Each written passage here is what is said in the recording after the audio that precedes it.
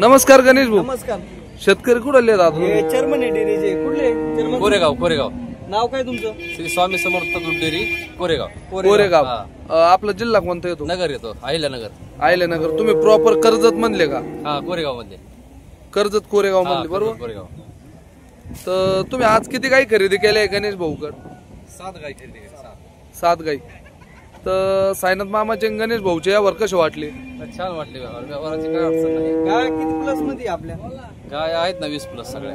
बरं, एखाद्या डेअरीचा चेअरमन असू, शेतकरी असू, त्यांना जर गाय खरेदी करायची असेल तर त्यांना कशा पद्धतीने गाय रेट मध्येच गाय आहेत. 75 ते 1 लाखाच्या रेंज मध्ये गाय आहेत सगळ्या. गाय म्हणजे 20, 22, 25 प्लस मध्ये आहे सर. आहे. बरोबर आहे. गाय कशी एकदम खात्रीशीर आहे. तुम्ही काय भावाने गाया खरेदी केल्या?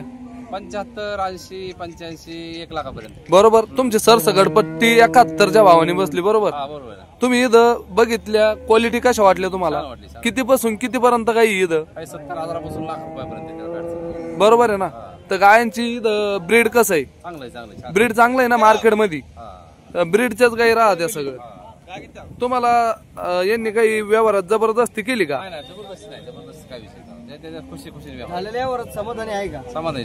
फक्त येणाऱ्या शेतकऱ्याने आणि चेअरमन किंवा असेल तर आमच्याकडे पाठवून त्या योग्य दरात गाय मिळतात एवढं चालते देऊ पाठवून त्याला. तुमच्या मार्गदर्शनाखाली जर कोणी शेतकरी येणार असेल तर त्यांना पाठवून द्या. आणि आपण तुम्हाला कशाची बोली दिलेली आहे सगळ्यांनी सांगा. सडाची आणि अंगाची अंगाच्या त्याला आपण बांधून. बरोबर आहे ना दादा? आता प्रूफ आहे आमच्याकडे तुमचा.